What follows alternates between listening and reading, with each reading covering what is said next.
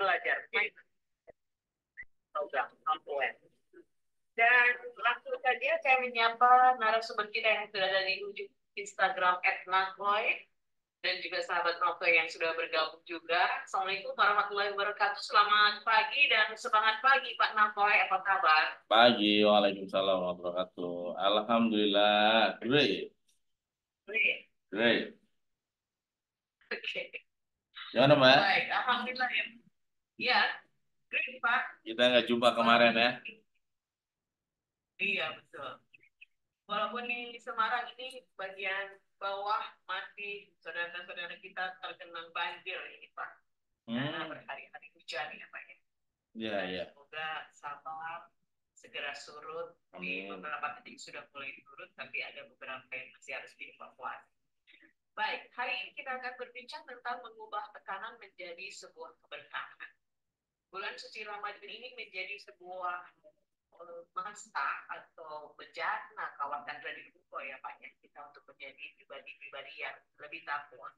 Tentu saja ada prosesnya, ada keniatan yang dalam dan juga action yang hitungan dan lain sebagainya. Nah, Pak Nakoy, apa yang bisa direfleksikan mengubah tekanan menjadi sebuah keberkahan sebelum nanti kita akan lebih satu ya dari Pak Nakoy. Ya, saya rasa di bulan Ramadan ini kita harus melakukan sebuah revision, ya, menata ulang visi kembali, ya. Jangan-jangan visi kita selama ini adalah memang materi yang membuat kita gampang lemah, gampang lelah, dan gampang frustasi gitu Mas Santi.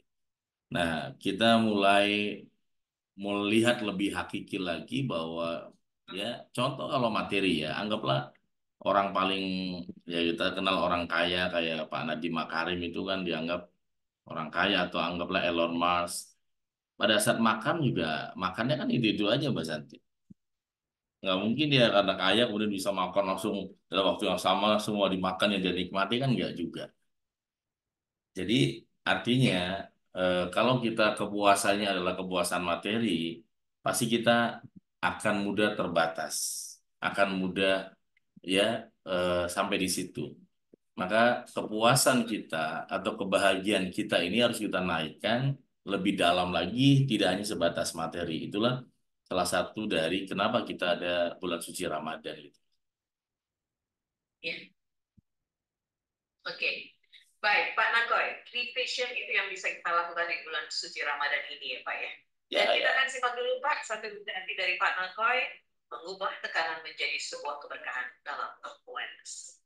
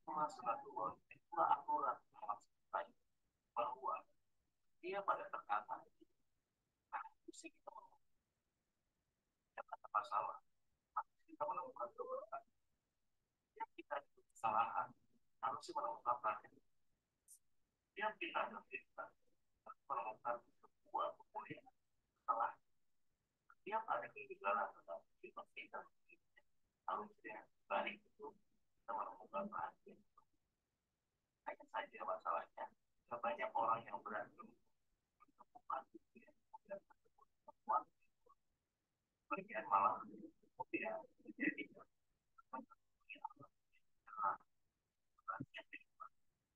akhirnya apa yang dilakukan antara tekanan yang bisa melompat dan tekanan yang tidak.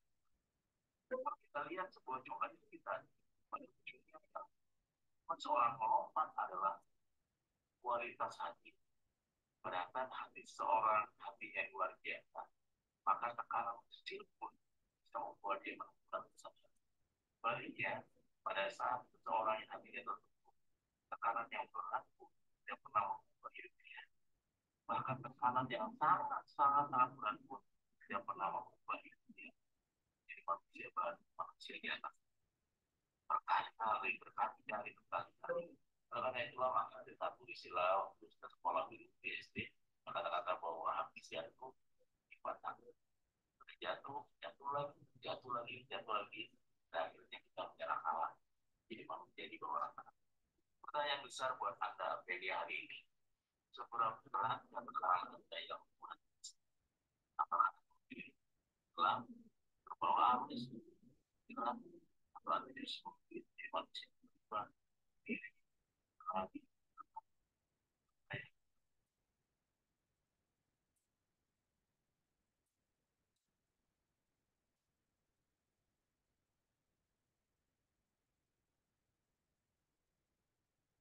Baik, itu tadi satu ilustrasi yang sudah disampaikan oleh Pak Nafai, bagaimana permainan jok dan jangkit ya Pak. Ya. Ada tekanan dari pihak lawan main, akhirnya akan membuat di depannya itu bisa naik dengan sendirinya. Itu berarti tekanan dari luar ya Pak.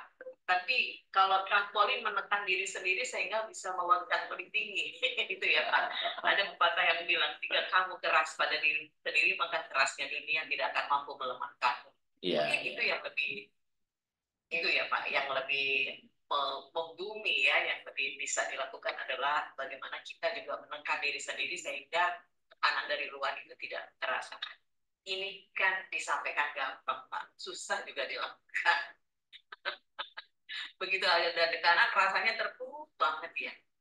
Ya, ya, itulah justru kalau di dalam ilmu Seven Awareness itu kan opening dari kita masuki Seven Awareness adalah 1 minute awareness.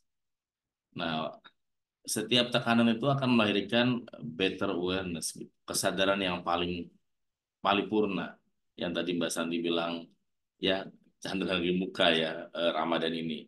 Nah, Ramadan ini kan sebenarnya kalau kita hati kita terbuka, pikiran kita terbuka, ini password-password kita untuk menemukan better awareness yang nggak pernah terbayangkan. Misalkan ada seorang ayah, Mbak Santi, yang dia anaknya bilang, ayah kita sholat terawih gitu kan. Ayo nak, ayah keluar di motor gitu. Kata anaknya, enggak ini kata guru ayah yang jadi imam. Lah, kok ayah kan kita ke masjid aja ini tugas ayah gitu. Salah satu di sekian hari Ramadan tuh ayah jadi imam di rumah. Nanti suratnya apa, nanti kakak catat ceramahnya apa, nanti ayah tanda tangan gitu loh, Mbak. Tugas parenting lah sebenarnya. Ayahnya itu kan nggak pernah mimpin imam, Mas Santi. Ya. Nggak pernah jadi imam di rumah, karena kalau pulang juga malam, kalau di luar Ramadan. Tapi karena anaknya merengek dan kayak maksa, akhirnya sang ayah ini dia jadi imam. Nah, kebayangkan betapa sulitnya dia baca hafal Al-Quran jadi imam itu ya belepotan itu, Mas. Walaupun dia seorang doktor di satu bidang bisnis gitu. Habis selesai itu, anaknya itu bilang, ayah kok ngaji kayak gitu sih, nggak kayak di masjid gitu loh. Gitu. Tapi selesai kejadian itu, sang ayah ini kemudian dia menangis sendiri di sajadah itu. Dia bilang, aku sudah memberi semua harta, semua materi kepada anakku. Tapi aku belum bisa menjadi ayah yang hebat buat anakku. Aku sudah beli mobil, sudah kasih semua, iPod yang paling baru dan sebagainya. Tapi aku belum bisa menjadi ayah yang terbaik, kata Mbak Santi. Sejak itu dia mulai sembunyi-sembunyi belajar Al-Quran, Mas Santi. Mulai sembunyi-sembunyi, kemudian mulai belajar, dan di 3 tahun berikutnya setelah kejadian tersebut, pada saat 2023, ya, ayah ini sudah hafal beberapa juz, Mas Santi. Dengan ya dengan pembacaan Al-Quran yang lebih baik lagi. Ini contoh bahwa kalau hati terbuka, kalau pikiran terbuka, maka tentu saja peristiwa sekecil apapun, termasuk peristiwa kayak tadi itu, bisa membuat seseorang ya bisa menemukan atau menekan dirinya kayak tadi Mbak Sandi sampaikan untuk melompat lebih tinggi gitu. Dan itu ya kuncinya adalah keterbukaan atau membuka diri. Kalau kita tidak membuka diri dan nggak menyadari diri gitu Mas Andi, mungkin malah anak itu dimarah-marahin oleh sang ayah ya, dianggap ngerjain ayahnya. Udah tahu ayah bukan dari pesantren, sudah jadi imam ya gitu, paling malah berdebat. Tapi ketika terbuka, dia sadar bahwa inilah waktu terbaik, saya harus memberikan yang anak saya minta adalah ayah yang terbaik. Dan habis itu dia hanya punya satu alasan, ya, belajar sungguh-sungguh, Mas. Ya, ini hidayah yang diturunkan lewat anaknya menjadi satu 1 minute awareness ya Pak ya. Ya, Bagaimana anak ya anak itu kan tulus ya, polos ya Pak, mengkritik orang tuanya. Tapi ketika orang tua itu sangat open mind tadi, sehingga itu menjadikan dia bagaimana terus untuk bisa menjadi lebih baik dan mungkin menjadi idolanya anak-anak bahkan sekarang ya Pak, karena dia sudah ya. mampu melafazkan Al-Quran dengan baik dan lancar. Nah, Pak Nakoy, apa yang mestinya dilakukan dalam bulan suci Ramadan ini, Pak? Sehingga tidak hanya saja 1 bulan ini kita melakukan kebaikan itu, tapi bisa menjadi yantra atau alat kita di bulan-bulan berikutnya pasca Ramadan. Ya. Eh, jadi kalau tadi yang di awal ya, eh, saya sampaikan bahwa di Ramadan ini mungkin kita minimal ya. Kalau kalau yang sedang saya tulis ini ada 7 yang harus kita miliki, Mbak Santi. Tapi karena Ramadan mungkin kita butuh 3 saja misalkan. Pertama adalah revision. Kita harus menata ulang lagi apakah visi hidup kita ini adalah Tuhan, Allah, atau di luar itu gitu. Karena ada juga orang yang visi hidupnya itu memang sifatnya hanya yang sesaat, yang terbatas, materi gitu. Ya, Ya, misalkan. Coba misalkan kita lihat mana yang bahagia, kadang-kadang orang yang makin kaya rumahnya di tembok 3 meter dengan orang di kampung tanpa tembok dan masih bisa tertawa lepas bersama keluarganya. Kalau kita melihatnya dari langit, pengennya kan ya kaya dan bahagia. Tapi kadang-kadang dua itu nggak akur. Kadang-kadang kaya, bahagianya malah terbalik. Kebalik kadang-kadang orang miskin bisa jadi lebih bahagia gitu. Tapi di Islam itu kaya itu boleh saja, tidak dilarang. Tapi harus punya ilmunya. Karena kalau kita kaya, salah satu rumus di narko center Mbak Santi ya, kalau kita kaya dan uangnya disimpan di hati, nah itu jadi penyebab persoalan utama Mbak Santi. Kaya dan pelit. Nah ini masalah kan, kaya dan pelit itu malah jadi nempel. Tapi kalau kaya dan ahli sodako, nah ini Allah suka gitu. Sehingga lakukan revision. Ada 3 yang mungkin saya ingin bahas di sini. Pertama adalah revision. Kita harus menata ulang visi kita. Apakah visi kita ini adalah visi yang termasuk key of view atau quality of vision? Apakah visi kita ini termasuk visi yang berkualitas atau sebatas visi yang sifatnya angan-angan? Visi yang kemudian asal, kayak di sekolah di mana asal tulis, yang penting dibaca ada visinya, dikerjakan enggak masalah, nyambung enggak masalah gitu. Nah ini kalau kita memiliki quality of vision, maka kita harus menyadari bahwa ya visi terbaik itu adalah apa yang Nabi Ibrahim contohkan ketika Allah bertanya kepada Ibrahim, wahai Ibrahim, fa'aina tadhabun, fa'aina tadhabun, Ibrahim jawab, ana dzahibun ila Robbi. Jadi eh, aku pergi menghadap kepada Tuhanku.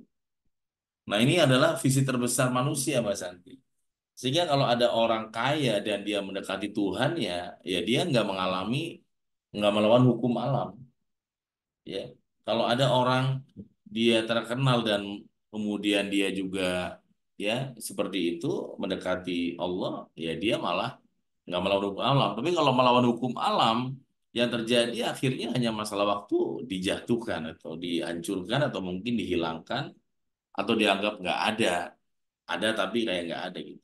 Maka nomor satu, mumpung Ramadan masih awal dan saya juga menulis buku Awareness of Ramadan, Mbak Sandi di Gramedia waktu itu, Ya. saya mengajak 10 hari pertama Ramadan itu adalah melakukan revision, menata ulang kembali visi-visi itu. Jangan-jangan dalam otakmu, dalam hatimu, dalam kehidupanmu memang hanya ada adalah materi. Life is money.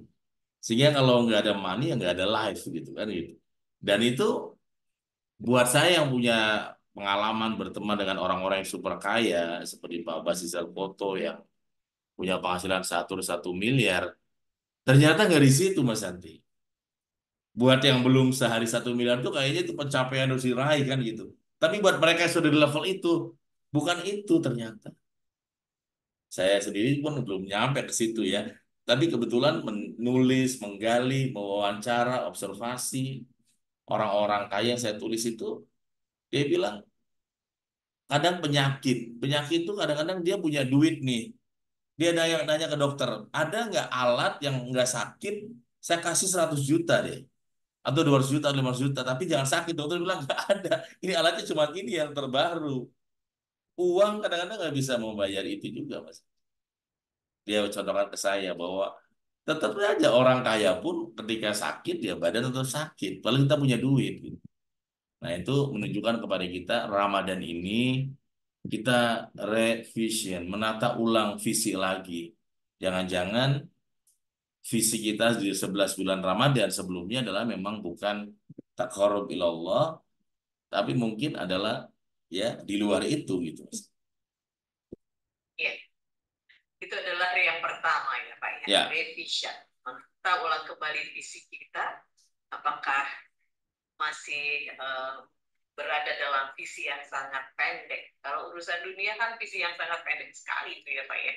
Tapi kalau sudah menuju ke tatanan yang lebih panjang dan long, pokoknya tak terbatas, itu adalah sudah visi kepada Allah Subhanahu Wa Taala. Nah, yang kedua Pak Nakoy. nah setelah kita menemukan revision, visi baru atau new vision, maka yang kedua adalah reflection. Kita melakukan Reflection. sebuah refleksi yang kemudian di dalam buku saya disebutnya sebagai tadabur.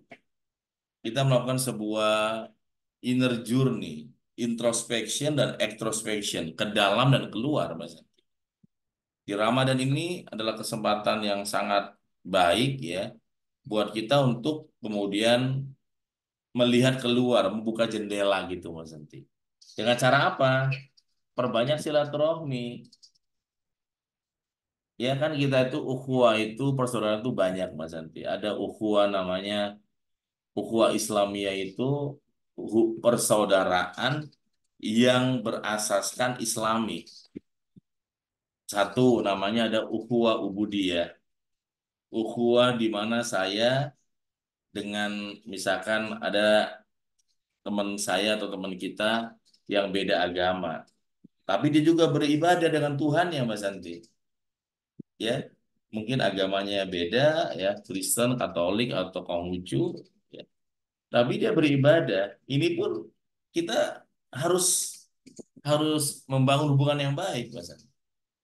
Kita membangun hubungan yang baik walaupun beda secara ya ibadahnya. Namanya ya ukhuwah, ukhuwah ubudiyah.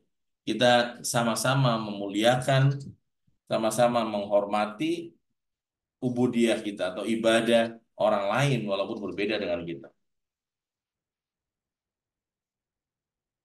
Bismillahirrahmanirrahim.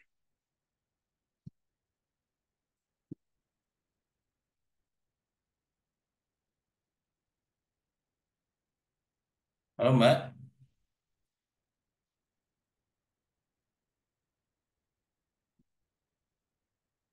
halo, ya udah masuk. Hmm?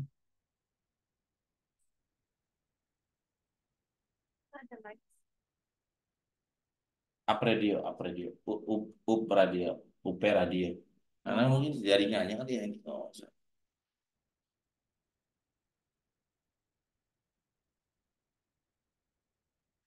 iya, ini karena keluar ini.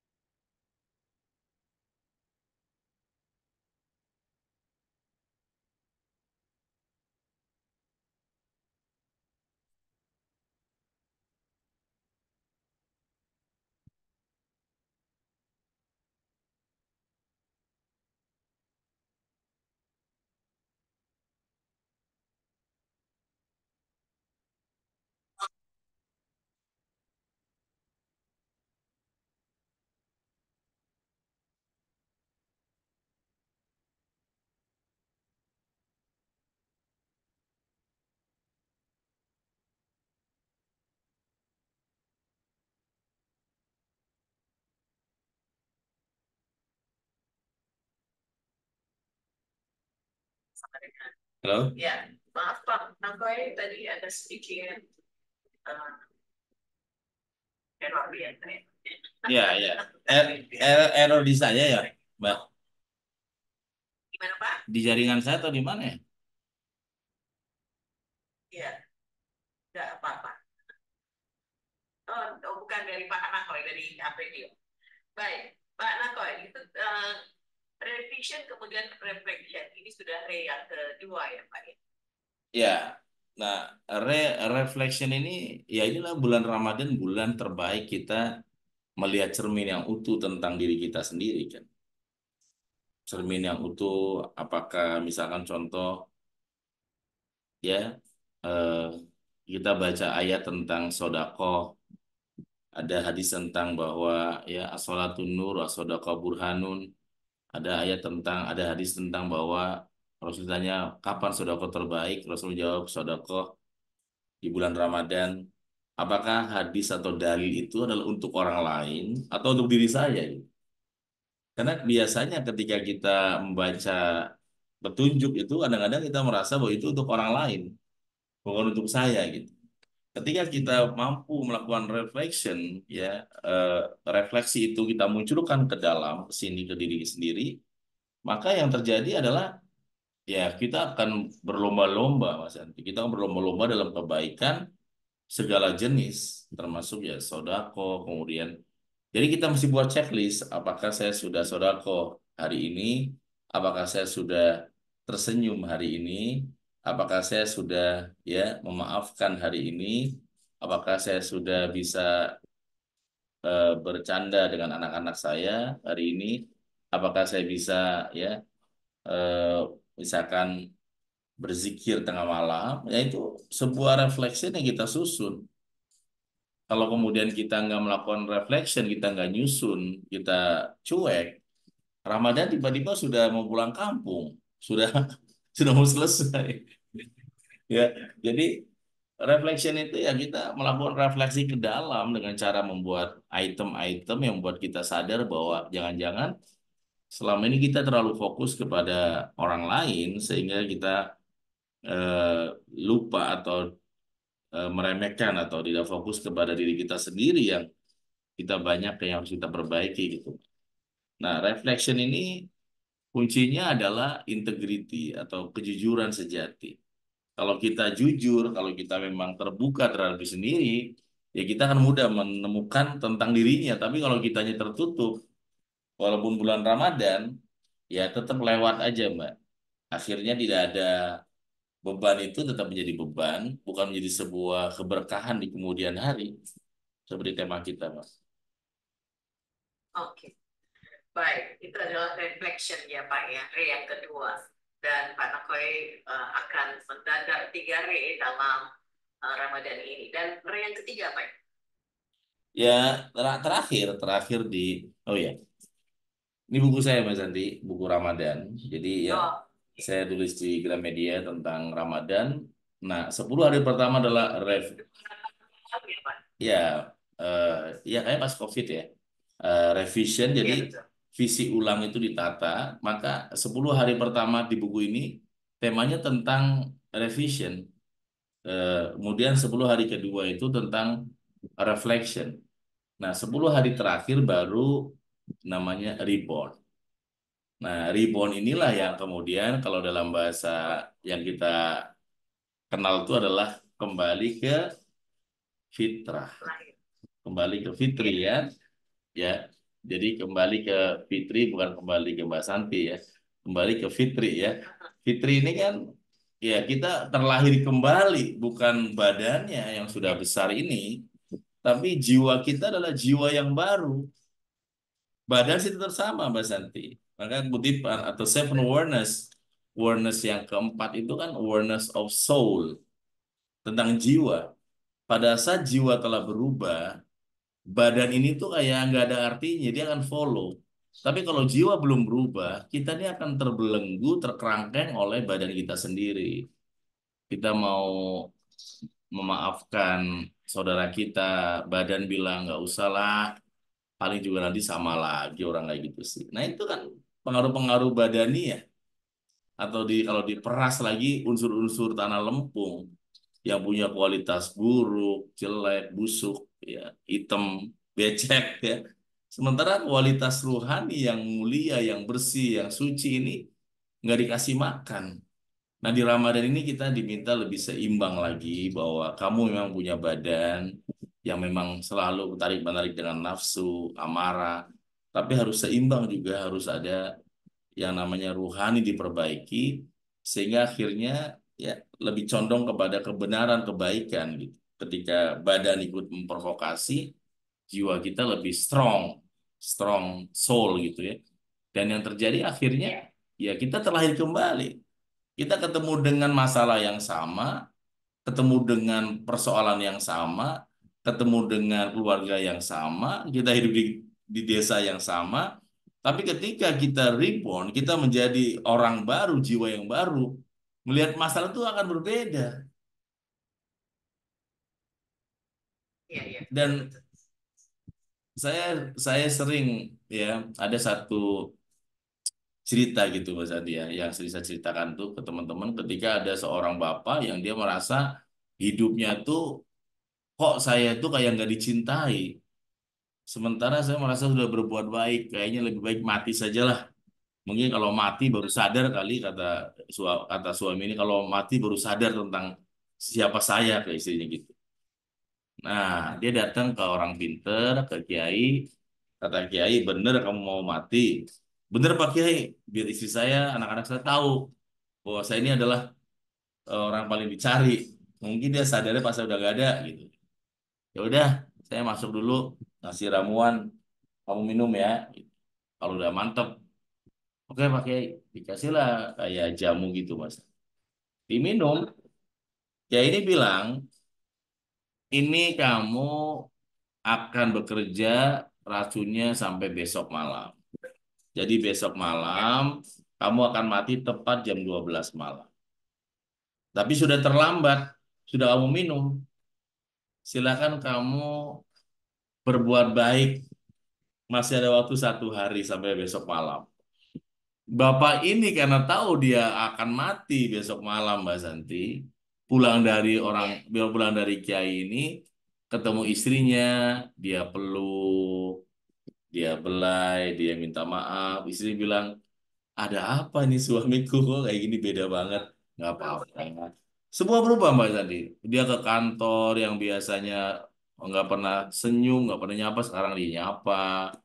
Dia ngantar anaknya sekolah, ke tetangga juga disapa semua. Pokoknya baik total 100% Mbak Santi. Pada saat dia sadar udah maghrib pada hari itu, dia nangis. Waktunya cepat karena ternyata orang-orang yang dianggap dia selama ini adalah orang yang nggak peduli, ternyata tuh orang-orang yang sangat baik semua, termasuk istrinya, termasuk anak-anaknya gitu. Dan kemudian dia datang ke Kiai itu minta penawar agar dibatalkanlah rencana matinya gitu. Nah, kemudian kata Kiai, ya udah apa yang kamu minum itu bukan racun tapi hanya jamu. Maka kutipan dalam Seven Wonders bahwa setiap pasien itu butuh pil pahit. Kadang-kadang kita merasa sehat secara badan, tapi secara jiwa, secara mental, secara pikiran kita mungkin sakit. Maka dikasihlah pil pahit, tiba-tiba bisnis hancur, tiba-tiba rumah tangga berantakan, tiba-tiba usaha babak belur, tiba-tiba anak melawan. Kita dikasih pil pahit, harus menerima kenyataan, tekanan, tapi bagaimana kemudian dijadikan sebagai titik balik atau keberkahan di waktu yang akan datang gitu. Situlah yang kemudian kita butuh 3 tadi, yaitu revision, kemudian reflection, dan ketiga adalah rebound. Iya. Baik, terima kasih Pak Nangkoy sudah diingatkan bahwa kita bersyukur ya karena Allah Subhanahu wa taala memberikan kesempatan kita untuk merasakan bulan Ramadan itu. Dan semoga saja kita bisa mengoptimalkan waktu yang diberikan Allah dengan tadi 3 hal, revision, kemudian reflection, rebound, dan insya Allah nanti lahir kembali setelah Idul Fitri. Maka itu yang akan berjalan di bulan-bulan berikutnya seperti yang dilakukan di bulan Ramadan. Terima kasih Pak Nangkoy, dan silakan Pak Nangkoy bisa mengakhiri perjumpaan kita dengan satu garis besar yang bisa dilakukan mengubah tekanan menjadi sebuah keberkahan. Nah ini 3 tema ini ya semoga ya saya sebenarnya lagi berniat juga Mas Andi mau ada beberapa teman yang mau coba kita adakan di Semarang Seven Awareness di Ramadan ini melakukan 3 tadi itu Mas Andi. Ya, kalau anak-anak kan di di puncak ini tanggal 22, 23, 24 anak-anak Indonesia yang usia SD sama SMP. Tapi kalau di Semarang nanti untuk orang-orang dewasa, semoga Allah mudahkan. Inilah kesempatan terbaik teman. Ramadan ya datang setahun sekali. Jangan sampai aktivitas kita, habit kita, passion kita sama dengan bulan-bulan biasa. Terlalu rugi. Saya sendiri Mbak Santi kalau jam 3 pagi kan ada kuliah sahur. Jam 4. Wah itu pada ngantuk juga pada belajar ya. Wah itu tantangan ya, tantangan. Tapi ya itulah Ramadan kita harus naikkan volume kita untuk ibadah lebih dahsyat lagi. Terima kasih Mbak Santi dan Apenia. Sampai ketemu lagi. Ya. Terima kasih Pak Nangkoy. Assalamualaikum warahmatullahi wabarakatuh. Waalaikumsalam warahmatullahi wabarakatuh. Demikian tadi Aminia dan juga sahabat Nangkoy kita sudah.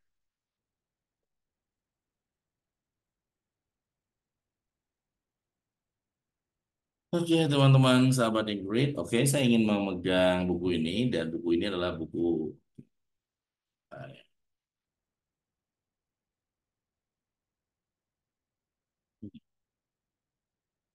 Ramadan. Filter Ramadan. Oke. Ya, saya memegang buku ini. Buku ini berjudul Awareness of Ramadan. Bagaimana 1 bulan kita menemukan kesadaran terbaik di bulan suci Ramadan ini. Dan teman-teman yang great, sahabat-sahabat hebat, Di buku ini tadi saya menyampaikan kita ada 3 yang harus kita temukan, yang harus kita latih.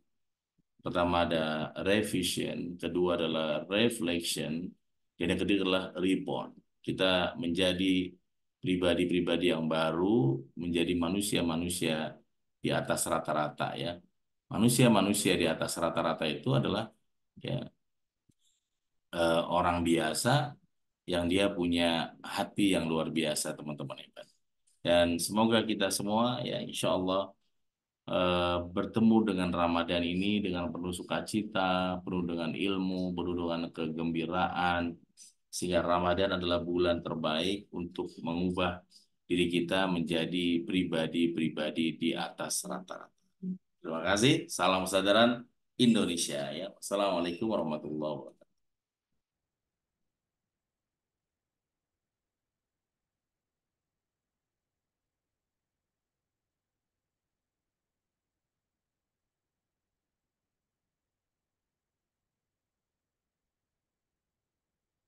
Terima kasih teman-teman. Assalamualaikum.